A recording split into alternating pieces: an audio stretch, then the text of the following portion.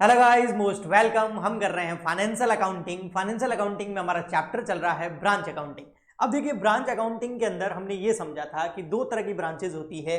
एक होती है हमारी डोमेस्टिक ब्रांचेज और एक होती है हमारी फॉरेन ब्रांचेज। ठीक है, फिर हमने क्या किया था, फॉरेन ब्रांच को तो छोड़ दिया था और हम आ गए थे डोमेस्टिक ब्रांच की तरफ। डोमेस्टिक ब्रांच के अंदर हमने ये देखा था कि ये दो तरह की डोमेस्टिक ब्रांच को और क्या बोलते हैं, इनलैंड ब्रांच। ओके, तो इनलैंड ब्रांच बोलो या डोमेस्टिक ब्रांच बोलो, उसके अंदर दो तरह की ब्रांचेस थी। एक थी हमारी कंट्रोल ब्रांचेस, ओके, जिसको हम डिपेंडेंट ब्रांचेस भी बोलते हैं, और एक थी इंडिपेंडेंट ब्रांचेस। मैंने अधिकतर कंट्रोल को क्या लिखाया था, डिपेंडेंट ब्रांच।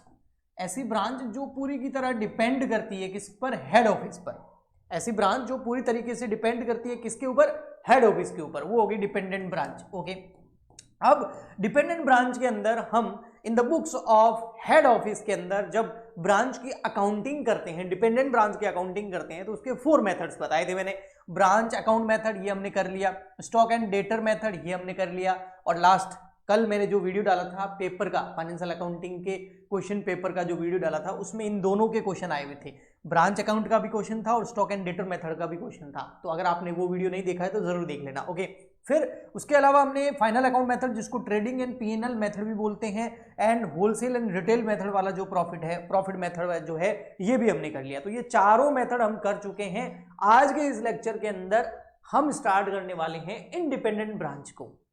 सबसे पहले थोड़ा सा डिफरेंस समझ लेते हैं कि डिपेंडेंट ब्रांच और इंडिपेंडेंट ब्रांच में क्या फर्क होता है। तो इनलैंड ब्रांचेस जो होती है, डोमेस्टिक ब्रांचेस जो होती है, यानी कि जिस कंट्री में हेड ऑफिस है उसी कंट्री में जो ब्रांचेस होती है उसको हम इनलैंड या डोमेस्टिक ब्रांचेस बोलते हैं। अब वो ब्रांचेस दो तरह की होती है, एक होती है आपकी डिपेंडेंट यानी कि कंट्रोल, और एक होती है इंडिपेंडेंट। अब जो डिपेंडेंट ब्रांच होती है ना, उसका नाम ही देखो कंट्रोल ब्रांच, यानी कि उसके ऊपर हेड ऑफिस का पूरा कंट्रोल होता है। बस वहां पर कुछ लोगों को अपॉइंट कर दिया गया है, वो उस ब्रांच के अंदर काम करते हैं। हेड ऑफिस इस ब्रांच की बात कर रहा हूं, कंट्रोल ब्रांच की बात कर रहा हूं, डिपेंडेंट ब्रांच की बात कर रहा हूं, कि बस बंदे अपॉइंट कर दिए उस ब्रांच के अंदर। अब हेड ऑफिस पूरा का पूरा उस ब्रांच को कंट्रोल करता है। गुड्स हेड ऑफिस भेजेगा, कितना प्रॉफिट जोड़ के आगे बेचना है हेड ऑफिस बताएगा, उस ब्रांच के जितने भी एक्सपेंसेस होंगे हेड ऑफिस पे करेगा। उस ब्रांच को जो है बाहर से मार्केट से गुड्स परचेज करना है या नहीं करना है हेड ऑफिस बताएगा।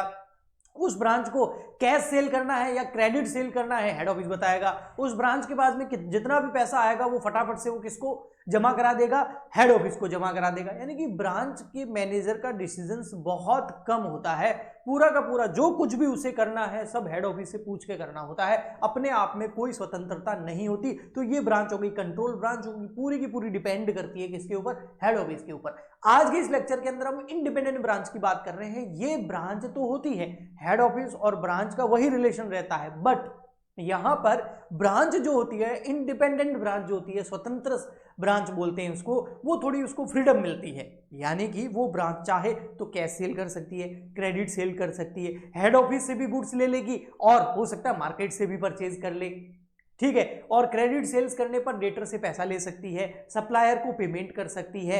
अच्छा, ब्रांच के अंदर जितने भी एक्सपेंसेस होंगे उसका पेमेंट ब्रांच खुद कर सकती है। पैसों की जरूरत पड़ेगी तो हेड ऑफिस से ले सकती है, पैसा बच जाए तो हेड ऑफिस को पे कर सकती है। तो देखा जाए तो यहां पर थोड़ी स्वतंत्रता ज्यादा है, फ्रीडम ज्यादा है, इसलिए इसको इंडिपेंडेंट ब्रांच बोलते हैं। अब देखिए, इंडिपेंडेंट ब्रांच या हिंदी में इसको स्वतंत्र शाखा भी बोलते हैं। अब इसके अंदर क्या क्या होता है, अब जो मैंने आपको समझाया है वो पॉइंट्स यहां पर लिखे हुए हैं। देखिए, फर्स्ट पॉइंट क्या है, गुड्स परचेज फ्रॉम मार्केट, यानी कि मार्केट से भी गुड्स परचेज कर सकती है। जो कंट्रोल ब्रांच हमारी होती थी, डिपेंडेंट ब्रांच होती थी, वो मार्केट से बिल्कुल परचेज नहीं कर सकती थी, ये कर सकती है। कैश में भी परचेज कर सकती है, उधार भी गुड्स परचेज कर सकती है। तो जो इंडिपेंडेंट ब्रांचेस है उसके पास गुड्स दो जगह से आ सकता है, हेड ऑफिस से भी आ सकता है और वो जाके मार्केट से भी परचेज कर सकती है। Okay, goods receive from head office, goods head office से भी रिसीव कर सकती है। गुड्स सेल बाय ब्रांच, ये वाली जो ब्रांच है ये कैश सेल भी कर सकती है और उधार सेल भी कर सकती है। Okay ji, branch can be payment to his creditor, अगर उधार परचेज करके लेके आती है गुड्स मार्केट से तो अपने क्रेडिटर को पेमेंट भी कर सकती है। Branch also paid his expenses, जो डिपेंडेंट ब्रांच होती थी ना उसमें उस ब्रांच के खर्चों का पेमेंट हेड ऑफिस कर दी थी। यहां पर ब्रांच खुद के पास में अगर कैश पड़ा है तो हेड ऑफिस को भेजने की जरूरत नहीं है, पहले अपने एक्सपेंसेस पे कर सकती है, सैलरी पे कर सकती है, रेंट पे कर सकती है, जो भी बिल्स है उनका पेमेंट कर सकती है, क्रेडिटर को पेमेंट कर सकती है, उसके बाद जो बचेगा वो हेड ऑफिस को भेजेगी। तो ये होगी थोड़ी इंडिपेंडेंट। ओके जी। अब ये जो ब्रांचेज होती है इंडिपेंडेंट ब्रांचेज, इसके बारे में थोड़ा सा एक रिलेशन समझना बहुत इंपॉर्टेंट है, क्योंकि इनकी सेपरेट अकाउंटिंग होती है। इंडिपेंडेंट ब्रांच की पूरी अच्छे से अकाउंटिंग होती है, मतलब इसके अंदर जो आपका ब्रांच होगी ना वो अपनी जनरल एंट्री करेगी, वो अपना जो है लेजर बनाएगी, यानी लेजर के अंदर पोस्टिंग करेगी, ट्रायल बैलेंस बनाएगी, फाइनल अकाउंट बनाएगी, तो सब कुछ अच्छे से होता है। तो देखो इन दोनों के बीच में हेड ऑफिस और डेटर, हेड ऑफिस और ब्रांच के बीच में रिलेशन क्या होता है, ये बहुत इंपॉर्टेंट है। एग्जाम में थ्योरेटिकल क्वेश्चन आता है तो ये सब कुछ आपको लिखना पड़ेगा जो अभी तक मैंने बताया है इस लेक्चर के अंदर। ओके, फॉर एग्जाम्पल के लिए ये हेड ऑफिस है, हेड ऑफिस ने जो है 10 लाख रुपए का जो है गुड्स ब्रांच को सेंड कर दिया। ये देखो ये ब्रांच है, हेड ऑफिस ने 10 लाख रुपीज का गुड्स या फिर 10 लाख रुपीज में से कुछ गुड्स भेज दिया, हो सकता है ऐसा हो ना, 8 लाख रुपए का गुड्स सेंड कर दिया, 2 लाख रुपए का कैश दे दिया, ऐसा कुछ भी सामान जो इसको दिया है, चाहे वो गुड्स सेंड किया हो, चाहे कोई एसेट सेंड कर दिए हो, चाहे पैसा दे दिया हो, ठीक है, ठीक है। तो ये किसने दिया, हेड ऑफिस ने, किसको दिया, ब्रांच को। अब in the books of head office, head office के बुक्स के अंदर जो ये ब्रांच है ये एक तरह का डेटर है। ये एक तरह का क्या है, डेटर। क्यों, क्योंकि हेड ऑफिस की बुक्स में आप अपने आप को हेड ऑफिस समझो पहले, और आप सोच के देखो कि मैं जो है ब्रांच को गुड्स सेंड कर रहा, इतने रुपए का, इतना कैश दे दिया, इतना एसेट दे दिया, इतने एक्सपेंसेस पे कर दिए, यानी कि 10 लाख रुपए का मैंने इनको पेमेंट किया है। तो अब हेड ऑफिस बोल रहा है कि ये मेरे लिए डेटर है। क्यों, क्योंकि मुझे इससे ये सब कुछ वापस लेना है। तो देखो branch is a debtor for head office, और ब्रांच की बुक्स में head office is a creditor of branch. अब इसको क्या लग रहा है, भैया इससे सब लिया है तो वो मेरा क्रेडिटर है, मुझे इन सबको देना पड़ेगा। तो हेड ऑफिस के लिए ब्रांच क्या है, डेटर है, एक एसेट है, लेकिन ब्रांच के लिए हेड ऑफिस क्या है, एक क्रेडिटर, एक लायबिलिटी है जिसको पेमेंट करना है। ओके जी, तो डेटर और क्रेडिटर वाला रिलेशन रहेगा। ओके जी, ठीक। नेक्स्ट आता है आपका फिर इसके बाद में head office maintain he separate books of account. Head office जो है वो अपनी separate books of account maintain करेगा, किससे, ब्रांच से। तो ब्रांच अपना separate books of account maintain करेगा, हेड ऑफिस अपना separate books of account maintain करेगा। कहने का मतलब, थोड़ा ध्यान से सुनो जो मैं बोलने वाला हूं। जो हम डिपेंडेंट ब्रांच करते थे ना, कंट्रोल ब्रांच, उसके अंदर ब्रांच कोई भी separate books of account maintain नहीं करता था। उस ब्रांच में प्रॉफिट हुआ या लॉस हुआ वो पता हेड ऑफिस करता था, और हेड ऑफिस अपनी बुक्स के अंदर branch account method, stock and debtor method, final account method, wholesale and retail profit method, इन चारों में से किसी एक मेथड का यूज करके हेड ऑफिस अपनी बुक्स के अंदर पता करता था कि ब्रांच को प्रॉफिट हुआ या लॉस। ब्रांच खुद अकाउंटिंग नहीं करता था, separate books of account maintain नहीं करता था। यहां पर हेड ऑफिस अपने separate books of account maintain करेगा, और ब्रांच अपने खुद की अपनी बुक्स के अंदर separate books of account maintain करेगा, यानी कि जनरल एंट्री करेगा, लेजर बनाएगा, ट्रायल बैलेंस बनाएगा, final account, trading, P and L balance sheet भी बनाएगा। आया समझ में जी? तो ये बात चल रही है। एंड में क्या होगा बेटा, एंड में होगा अमालगमेशन। जब ईयर एंड हो जाएगा ना, जैसे एक साल खत्म हो गया, 31 मार्च 2025 को अभी हमारा एक ईयर खत्म होगा, 24-25 है ना, 24-25। तो वो जो ईयर खत्म होगा उस समय क्या होगा, उस समय देखो भाई हेड ऑफिस ने अपना प्रॉफिट कैलकुलेट कर लिया, ब्रांच ने अपना प्रॉफिट कैलकुलेट किया। हेड ऑफिस, भैया आपका प्रॉफिट कितना हुआ, 1 लाख रुपए। ब्रांच, आपका प्रॉफिट कितना हुआ, कि हमारा हुआ 30,000 रुपए। तो ओवरऑल बिजनेस का प्रॉफिट कितना हो गया, 1,30,000 रुपए। ये कैसे पता लगेगा, ये पता लगेगा जब इन दोनों की बुक्स का अमालगमेशन करेंगे, यानी इन दोनों की बुक्स को मिला करके एक अकाउंट्स बनाएंगे, जिसको हम कंसोलिडेटेड फाइनेंशियल स्टेटमेंट बोलते हैं। कंपनीज के अंदर जो कंपनीज होती है ना, जैसे 2 कंपनी है, एक सब्सिडरी, एक होल्डिंग है। अगर आप जानते हो सब्सिडरी और होल्डिंग के बारे में, कॉर्पोरेट अकाउंटिंग पढ़ रखा है, प्लेलिस्ट अवेलेबल है, तो आप जानते होंगे सब्सिडरी और होल्डिंग कंपनीज होती है। अब वो जो 2 कंपनी होती है ना, एक दूसरे से रिलेटेड होती है, तो अपने separate books of account maintain करती है। इसके अलावा जो होल्डिंग कंपनी होती है ना, उसको सीएफएसएस भी बनाने पड़ते हैं, कंसोलिडेटेड फाइनेंशियल स्टेटमेंट। उसके अंदर वो अपने और अपनी सब्सिडरी दोनों कंपनीज के बुक्स ऑफ अकाउंट्स को मिला करके एक जो है फाइनल अकाउंट बनाते हैं। सेम वही चल रहा है यहाँ पर, दोनों के सेपरेट तो बनेंगे बनेंगे, इसके अलावा इनको अमालगमेट करके भी बताना पड़ेगा कि टोटल प्रॉफिट कितना हुआ है। चलिए अब हम आते हैं बेटा सबसे पहले इनकी अकाउंटिंग के ऊपर। जनरल एंट्रीज के ऊपर। हमने अभी देखा कि हेड ऑफिस अपनी बुक्स में अकाउंटिंग एंट्री करेगा और ब्रांच अपनी बुक्स में separate books of account maintain करके एंट्री करेगा।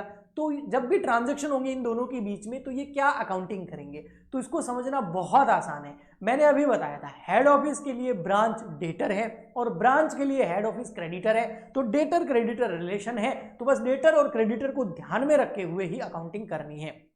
अब सर डेटर और क्रेडिटर को ध्यान में कैसे रखें, तो उसके लिए बेटा ये सिंपल सा रूल है एसेट एंड लायबिलिटी वाला, जिसको हम मॉडर्न रूल भी बोलते हैं। आपको ये आना चाहिए। अब आप बताइए मुझे, ये वाला रूल आपको आता है कि नहीं आता है? अगर आता है तो वेरी गुड, नहीं आता है तो बहुत बड़ी प्रॉब्लम है। अकाउंटिंग भी आना ही चाहिए। एसेट जो होती है वो क्या होती है, हमेशा डेबिट होती है। एसेट अगर इंक्रीज हो तो डेबिट करो, एसेट अगर डिक्रीज हो तो क्रेडिट करो। लायबिलिटी क्रेडिट होती है, लायबिलिटी इंक्रीज हो तो क्रेडिट करो, लायबिलिटी डिक्रीज हो तो डेबिट करो। अभी जो डेटर है वो क्या है, एसेट।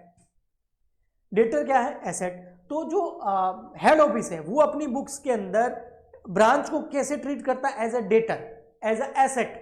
अब ब्रांच को अगर कुछ देगा तो प्लस, ब्रांच से कुछ लेगा तो माइनस, यानी कि डेबिट क्रेडिट हो रहा है। और ब्रांच अपनी बुक्स में हेड ऑफिस को कैसे ट्रीट करता है, एज अ क्रेडिटर, तो ये लायबिलिटी वाला रूल लगेगा। ओके जी, ठीक। तो इसी रूल के बेसिस पर मैं आपको कुछ जनरल एंट्रीज बताता हूं। सबसे फर्स्ट एंट्री है goods send by head office to branch. अगर हेड ऑफिस जो है वो गुड्स किसको सेंड करता है, ब्रांच को, वो तो होगा ही ना।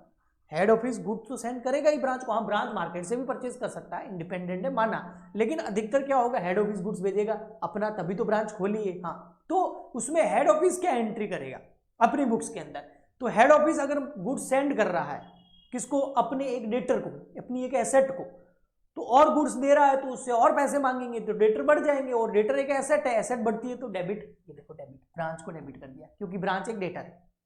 और गुड्स सेंड टू ब्रांच, ये क्रेडिट क्यों किया, क्योंकि एक तरह की सेल है, ये समझ लो, है ना। हमने जो 4 मेथड किए थे उसमें मैंने ट्रेडिंग अकाउंट जब बनाया था तो बाय साइड में ही दिखाया था इसको, क्रेडिट साइड में ट्रेडिंग अकाउंट के सेल के जस्ट ऊपर goods send to branch, head office की जब अकाउंटिंग करी थी तब। ओके ठीक, तो सेल हमेशा क्रेडिट होता है। ब्रांच क्या एंट्री करेगा, ब्रांच के लिए तो परचेज है, तो परचेज क्या होता है, डेबिट, तो goods received from head office, debit कर देगा। और टू क्या करेगा, हेड ऑफिस, हेड ऑफिस को क्रेडिट क्यों किया, क्योंकि लायबिलिटी बढ़ गई भैया, हेड ऑफिस से पैसा आया है ना, या गुड्स आया है तो उसको वापस देना पड़ेगा, तो लायबिलिटी बढ़ गई, और लायबिलिटी यानी कि क्रेडिटर बढ़ गए, और क्रेडिटर एक लायबिलिटी है, लायबिलिटी बढ़ती है तो क्रेडिट करो। अभी मॉडर्न रूल बताया था, ये देखो, लायबिलिटी बढ़ती है तो लायबिलिटी है ना, अगर बढ़ जाए तो क्या करना होता है, क्रेडिट, क्रेडिटर बढ़ेंगे तो क्रेडिट, क्रेडिटर कम होंगे तो डेबिट। ओके ठीक, तो ये वाला सिंपल सा रूल है आपका। ओके जी, एक सेकेंड। हाँ, फिर नेक्स्ट आता है goods received from return by the branch to head office. पहले तो हेड ऑफिस ने गुड्स सेंड किया किसको, ब्रांच को। अब ब्रांच उसमें से कुछ रिटर्न कर रहा है, हो सकता है पसंद नहीं आया हो या सेल नहीं हो रहा आगे, तो हेड ऑफिस को रिटर्न कर सकता है, तो इसकी जस्ट उल्टी एंट्री हो जाएगी। अब सेल्स रिटर्न क्या होता है, डेबिट, तो उसकी जगह आ जाएगा गुड सेंड टू ब्रांच। और ब्रांच क्रेडिट क्यों हुआ, क्योंकि भैया वो कुछ हमें दे रहा है, तो वो डेटर हमारा क्या हो जाएगा, कम। डेटर एक एसेट होती है, बढ़ती है तो डेबिट, कम होती है तो क्रेडिट, तो इसलिए यहाँ पर ब्रांच को क्रेडिट कर दिया एज ए डेटर। और हेड ऑफिस और ब्रांच क्या करेगा इसकी अकाउंटिंग, ब्रांच के लिए क्या है, एक तरह का परचेज रिटर्न है, तो परचेज डेबिट होता है, परचेज रिटर्न क्या होता है, क्रेडिट होता है ना। तो goods received from head office को क्रेडिट कर देगा, और हेड ऑफिस को डेबिट क्यों करेगा, क्योंकि लायबिलिटी कम हो रही है, हमने कुछ पे कर दिया हेड ऑफिस को ब्रांच ने, तो इसलिए यहां पर क्या होगा, क्रेडिटर जो है वो डेबिट हो जाएंगे ताकि क्रेडिटर कम हो जाए। ओके, अगर आपको बेसिक कॉन्सेप्ट आता है, जनरल एंट्री आती है ना, तो जो मैं बोल रहा हूं आपको बिल्कुल क्लिक हो रहा होगा, और अगर नहीं हो रहा है तो भैया बेसिक लेवल ऑफ अकाउंटिंग वाली प्लेलिस्ट देखो अच्छे से फिर। ओके जी, क्योंकि जनरल एंट्री है, ट्रांजैक्शन है, उसको रिकॉर्ड करना है अपनी अपनी बुक्स के अंदर, हेड ऑफिस में और ब्रांच में। जब हेड ऑफिस में रिकॉर्ड करो तो अपने आप को हेड ऑफिस मान लो, जब ब्रांच में रिकॉर्ड करो तो अपने आप को ब्रांच मान लो, तो थोड़ा आसान हो जाएगा। ओके, नेक्स्ट है payment by head office to branch. अब देखो भैया, हेड ऑफिस किसको पेमेंट कर रहा है, ब्रांच को, तो भैया पेमेंट कर रहा है तो टू बैंक, पैसा गया, और ब्रांच अकाउंट डेबिट क्यों हो जाएगा, क्योंकि डेटर बढ़ गए। ओके, और हेड ब्रांच क्या है, इसकी एंट्री करेगा, पेमेंट आ रहा है तो बैंक अकाउंट डेबिट, और क्रेडिटर बढ़ गए तो head office credit. Okay, payment by branch, देखो payment by branch to head office, पहले हेड ऑफिस पे कर रही थी ब्रांच को, अब ब्रांच पे कर रही है हेड ऑफिस को, यानी कि ब्रांच पैसा दे रही है हेड ऑफिस को, हेड ऑफिस के पास पैसा आ रहा तो बैंक अकाउंट डेबिट, और क्रेडिटर क्या हो जाएंगे, कम, यानी कि ब्रांच अकाउंट नाम का क्रेडिटर कम हो जाएगा। ओके, और ब्रांच क्या अकाउंटिंग करेगा, भाई ब्रांच से तो पैसा जा रहा है हेड ऑफिस की ओर तो टू बैंक, और हेड ऑफिस यानी कि क्रेडिटर क्या हो जाएगा आपका यहां पर कम हो जाएगा, यहां डेटर कम हो गया, यहां क्रेडिटर कम हो गया। ओके ठीक, अगर एसेट सेंड करे by head office to branch, head office branch को एसेट भेज रहा है तो एसेट क्रेडिट हो गई, क्योंकि एसेट कम हो गई, दे दी किसी को, और एक एसेट बढ़ गई ब्रांच यानी कि एसेट, तो डेटर बढ़ गया और एक एसेट चली गई, लेकिन सामने वाले से वो पैसे लेने हैं तो वो डेबिट हो गया, तो एक एसेट बढ़ गई, एक एसेट कम हो गई, जो एसेट सेंड कर रहे हैं वो कम हो गई तो क्रेडिट, और उससे पैसे लेने हैं वो डेटर बढ़ गए तो डेबिट। हाँ, ब्रांच क्या करेगा, भैया एसेट इसकी तो इंक्रीज हो रही है, इसके पास एसेट आ रही है तो एसेट डेबिट, और पैसे देने बाकी है तो लायबिलिटी भी इंक्रीज हो गई, क्रेडिटर बढ़ गए तो क्रेडिट। ओके जी, नेक्स्ट आता है फिर हमारा 6 number, branch expense paid by head office. भाई ब्रांच के खर्चे हैं उसका पेमेंट कौन कर रहा है, हेड ऑफिस कर रहा है, तो भैया हेड ऑफिस क्या एंट्री करेगा, भाई मैंने पेमेंट किया है ओके टू बैंक, और ये वाले पैसे मुझे ब्रांच से लेने हैं तो डेटर बढ़ गया debit.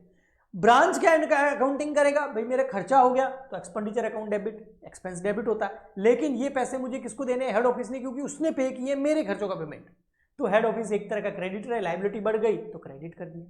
Okay, next, goods purchase by branch but paid by head office. देखो ब्रांच क्या किया, मार्केट गया, गुड्स खरीद के लेके आ गया, लेकिन उसका पेमेंट हेड ऑफिस ने कर दिया, तो हेड ऑफिस बोल रहा है भैया मैंने पे कर दिया और ब्रांच तेरे से पैसे लेने हैं तो तू डेटर बढ़ गया। हेड ऑफिस क्या एंट्री करेगा, परचेज हुआ हमारा तो परचेज अकाउंट डेबिट, लेकिन इसके पैसे किसको देने, हेड ऑफिस के, तो लायबिलिटी बढ़ गई तो क्रेडिट, एसेट बढ़ती है तो डेबिट, लायबिलिटी बढ़ती है तो क्रेडिट। ओके, नेट प्रॉफिट जो है ब्रांच का जो भी हेड ऑफिस की बुक्स में क्या होगा, ब्रांच का जो भी प्रॉफिट होगा उसको पीएनएल में ट्रांसफर करेंगे, और ब्रांच की बुक्स में क्या होगा, ब्रांच का जो भी प्रॉफिट हो रहा है उसको कहां, हेड ऑफिस की बुक्स में ट्रांसफर किया जाएगा, एंड में अमालगमेशन जिसको मैं बोल रहा हूं। ओके, तो इस तरीके के ट्रांजैक्शन जो है उनकी जनरल एंट्री होगी। इस जनरल एंट्रीज का अगर आप निचोड़ देखोगे, और अगर आपकी बुक जो भी है आपके पास में जहां से आप पढ़ रहे हैं उसमें भी जनरल एंट्री दे रखी है और आपको कंफ्यूजन लग रहा है, तो मैं आपको सिंपल फंडा बताता हूं, ये वाला, कौन सा, एसेट एंड लायबिलिटी वाला।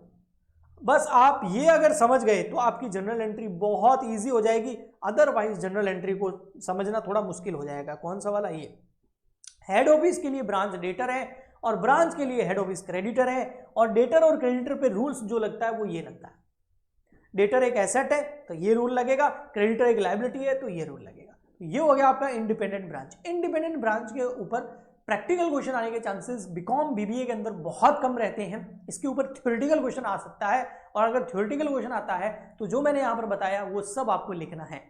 आई होप आपको इस वीडियो से काफ़ी मदद मिलेगी, और इन लेक्चर से मदद मिलेगी, मिलती थी और मिलती रहेगी। तो इसके लिए आप ज़्यादा से ज़्यादा हमारा सपोर्ट कीजिए, प्लीज़ ज़्यादा से ज़्यादा लाइक करें, शेयर करें, सब्सक्राइब करें, कमेंट करें। हम मिलते हैं नेक्स्ट लेक्चर में, आज के लिए इतना ही, तब तक के लिए goodbye and thank you.